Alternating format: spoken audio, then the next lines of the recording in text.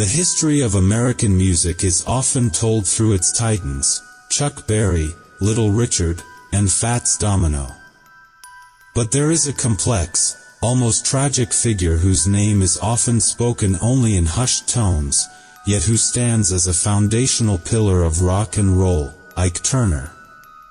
He was the ultimate innovator, a band leader, a songwriter, a genius guitarist whom B.B. King described as the best band leader he had ever seen and the only guitarist he wouldn't play behind. With his song, Rocket 88, Ike Turner created a track that many musicologists consider the very first rock and roll song ever written. This genius, however, discovered a greater talent, one who would overshadow him entirely, Tina Turner. The world was ready to idolize the artist who put the texture and flavor into R&B. But the brilliance of Ike Turner was tragically eclipsed by a darkness that drugs fueled and the entertainment industry then magnified.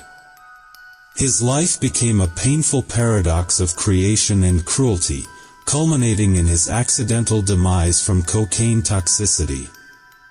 How does a founding father of rock and roll become relegated to history's most infamous villain? This is the story of genius, childhood trauma, and the staggering price paid for fame, a cautionary tale of how the music machine can simultaneously immortalize and destroy its most gifted black artists. The harsh genesis of Ike Turner's story began far from the spotlights, rooted in the intensely racist soil of Clarksdale, Mississippi, where he was born as Luster Turner Jr. on November 5, 1931. Raised by his Creole parents, his childhood was defined by the relentless cruelty of the Jim Crow era, where the simple act of walking required black people to cross the street to avoid white people. This systemic racism struck a fatal blow to his family when Ike was just 5 years old. His father, Isaiah Luster Turner Sr., a Baptist minister and carpenter, was murdered after having an affair with a white woman. The woman, enraged when his father ended the relationship, informed her white boyfriend. A white mob came to their home, blindfolded Ike's father, and brutally beat him. The injuries were horrifying. They left him bloodied, stomped, and kicked with holes in his stomach. Tragically, the segregated hospitals refused to treat him, and he died several years later from those injuries. The young Ike learned early on the deadly price of racial transgression in America. The trauma continued after his father's death. His mother remarried a man whom Ike intensely disliked, an alcoholic and violent man who frequently beat him. But in a moment of visceral defiance, Ike retaliated, hitting his stepfather with a tree log and knocking him unconscious. He then fled the house on his bicycle. More disturbing were the instances of sexual assault he endured as a child, first at age 6 by a neighbor and again at age 11 by a middle-aged woman. Ike Turner later stated that these experiences instilled in him the dark impression that sex was power. Amidst this chaos and trauma, music provided a nascent path to redemption. He fell in love with the piano after watching a performer named Pine Top Perkins. His mother indulged his passion, but the formal lessons were too slow for his burgeoning talent. He was impatient to play like Perkins. His musical drive soon converged with his street smarts. Working at a hotel, he befriended a DJ at the radio station located on the second floor, which led to Ike securing his first job as a DJ at just 16. His personal life at this time was marked by volatility. His first marriage, to Edna Dean Stewart at age 16, dissolved quickly when she refused to stay in Clarksdale. This was the start of a dizzying carousel of relationships. Ike Turner would go on to be married over 14 times, noting that a marriage license was only $3 back then. Professionally, he focused his energies on creation. He first formed a big band called the Top Hatters, but within 6 months, he created the Kings of Rhythm. This period saw a crucial connection when he met Riley King, later known as the legendary B.B. King. B.B. King allowed Ike's band to perform at his shows and advised him to call a producer named Sam Phillips if he ever wanted to record seriously. Ike soon played piano on B.B. King's hits, You Know I Love You, and 3 O'Clock Blues. His reputation as a musical force and talent spotter grew rapidly. A guy named Joe Bihari offered Ike Turner an A&R job for Modern Records, sending him out to find new talent. This is when Ike's incredible scouting ability truly shone. He is credited with discovering Johnny Ace, Little Walter, Muddy Waters, and Howlin' Wolf. The stage was set for the moment he would change American music forever. The year 1951 marked the moment Ike Turner became an accidental architect of modern music. In March of that year, the song Rocket 88 was released, quickly hitting #1 on the R&B charts. This track, written by Ike, is widely considered the very first rock and roll song ever released. Ike, however, viewed it as an R&B song, yet he acknowledged it was the genesis of rock and roll. It was, crucially, the first black record to be played on a white radio station, driving white teenagers to buy it. This massive crossover success gave Sun Records owner, Sam Phillips, a powerful idea. If he hired a white singer to sing black music, he could make a fortune.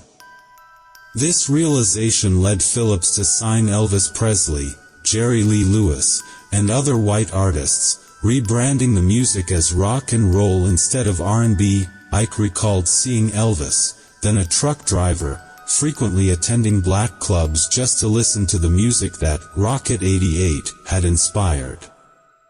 Even Little Richard would later use the piano intro from Rocket 88 note for note on his 1958 hit, Good Golly Miss Molly. Despite pioneering the genre, the original black artist and his band were criminally undercredited and underpaid. Ike, his band, the Kings of Rhythm, and the singer Jackie Brenston were only paid $20 each for the track. They were never properly credited. This exploitation by the entertainment industry became a definitive turning point for Ike Turner. He swore it would never happen again. From then on, he focused intensely on the business side, determined to be smarter than the record companies. Ike and the Kings of Rhythm became one of the hottest groups, eventually taking their in-demand act to St. Louis. His growing reputation as a womanizer meant he had keys to 32 apartments in the city, leading to jealousy, fights, and frequent shootouts. It was during this period that the great Jimi Hendrix was briefly a member of his band, but Ike had to fire him for not listening and messing up performances. The year 1957 brought the true turning point in his professional life, the discovery of Anna Mae Bullock, known then as Little N, who would become Tina Turner. Ike initially dismissed her sister's insistence that the 17-year-old could sing. But one night, Ike's drummer handed Little N the microphone, and she sang B.B. King's You Know I Love You. Ike was instantly captivated by her voice and decided to work with her, inducting her into the Kings of Rhythm. At the time, Anna Mae was dating Ike's saxophone player, Raymond Hill, who Ike noted was mean and cheated on her. After Anna Mae gave birth to Hill's child and the couple split, she moved in with Ike, though they initially maintained a platonic, sibling-like relationship while Ike was dating Lorraine. The creation of the Ike and Tina brand was purely a business move, born from Ike's fear of repeating the Rocket 88 mistake. When another artist failed to show for a recording session, Ike had Tina sing the demo for A Fool in Love. It was a hit, leading to a $20,000 contract with Sue Records. Ike shrewdly renamed her Tina Turner and, most importantly, trademarked the name.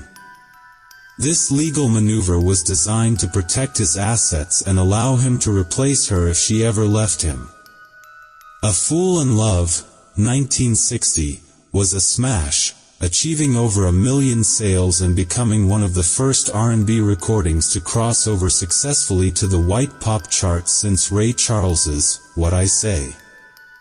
Their success quickly escalated, earning them a Grammy nomination for It's Going to Work Out Fine. They eventually toured the UK with the Rolling Stones, cementing their international fame. By 1970, their cover of Proud Mary hit number 4 on the Billboard Hot 100, winning them their first Grammy Award for Best R&B Vocal Performance. Ike Turner had fulfilled his promise to himself.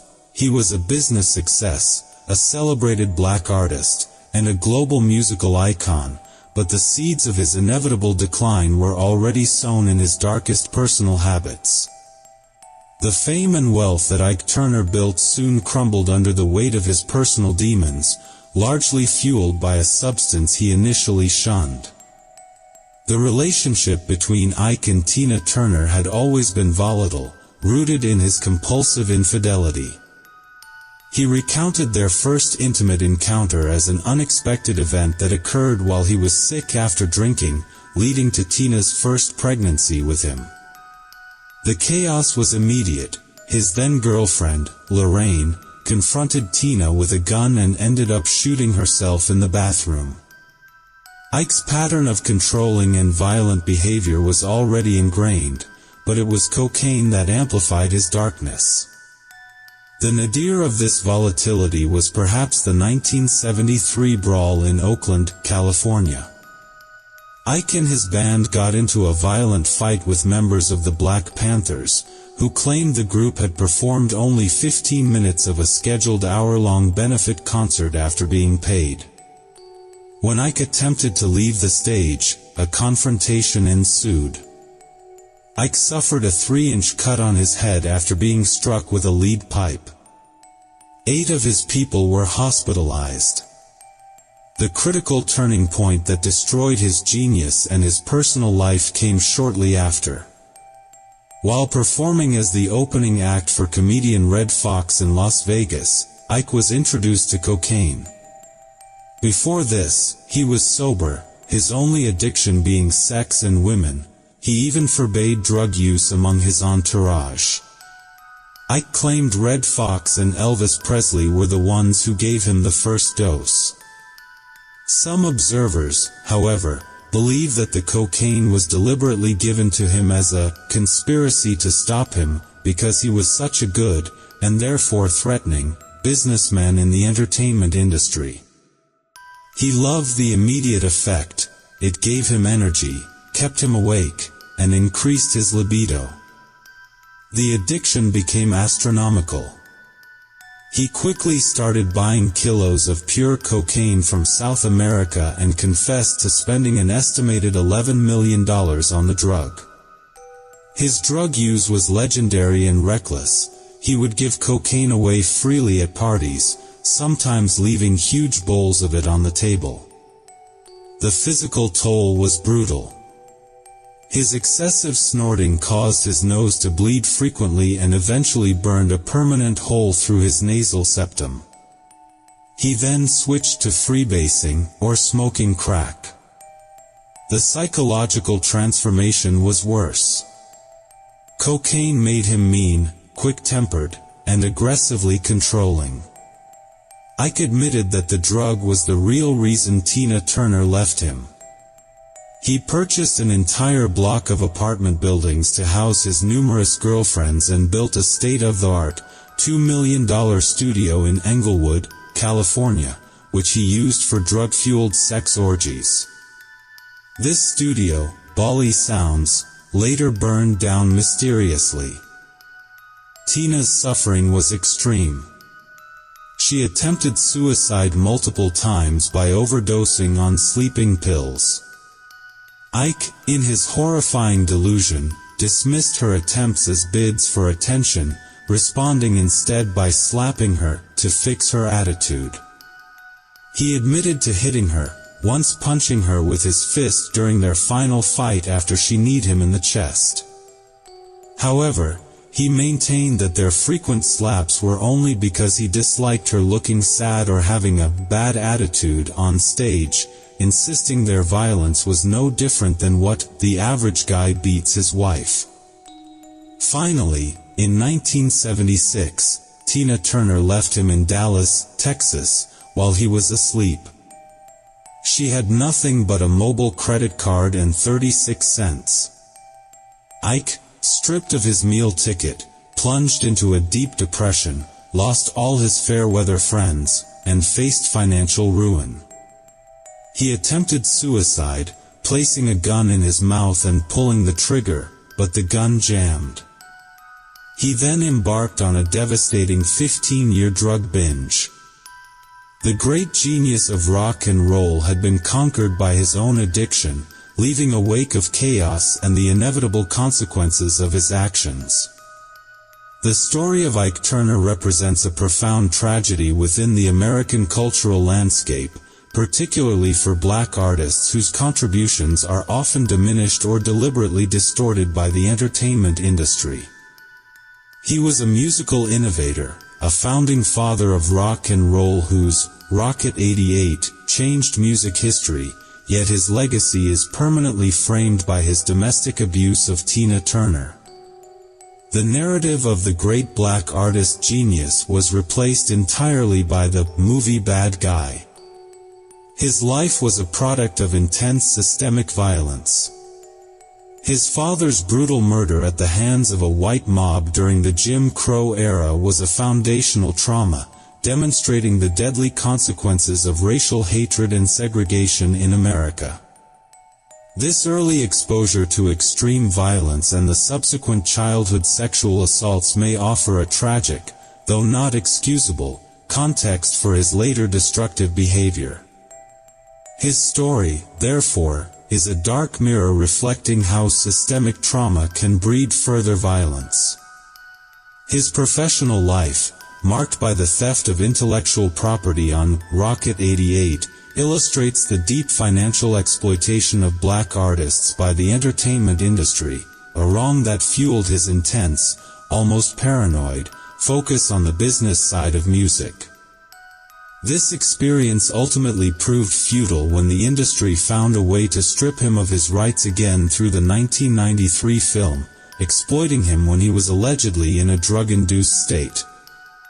Most chillingly, his descent into addiction, starting with cocaine given to him by peers like Red Fox and Elvis Presley, is viewed by some as an intentional conspiracy to stop him because he was such a successful businessman. His death from cocaine toxicity at 76 became the final, unavoidable proof of how the entertainment industry, through its internal pressures and excesses, contributed to the destruction of one of rock and roll's most significant and controversial figures. The life of Ike Turner concluded not with the grand finale of a rock and roll legend, but with a tragic whimper, a final victim of his own addiction. After achieving 14 years of sobriety and cleanliness, he experienced a devastating relapse in 2004, tragically sparked by trying to save a friend from a crack house. On December 12, 2007, at the age of 76, Ike Turner died from a cocaine overdose. The medical examiner officially listed the cause of death as cocaine toxicity, with heart and lung disease playing a significant role.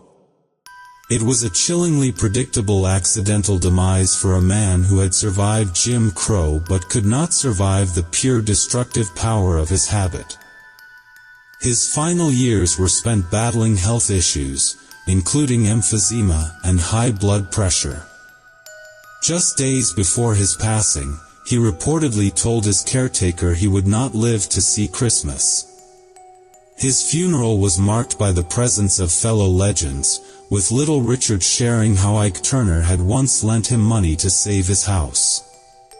Despite the wreckage he left behind, his musical accomplishments were undeniable. He had won his first solo Grammy for Rising with the Blues in 2006.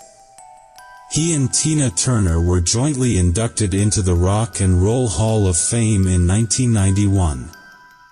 Yet, the film What's Love Got to Do with It, which he claimed was full of lies and exaggerations, ensured that the world would remember him as the movie villain.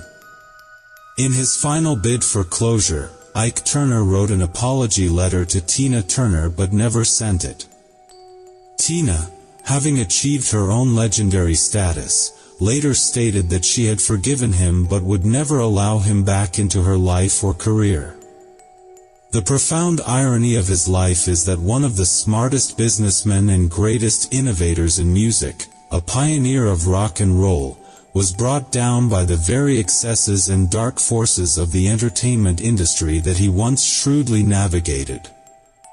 His story remains a stark warning about the link between early trauma, unchecked power, and the ultimate, self-inflicted destruction of genius.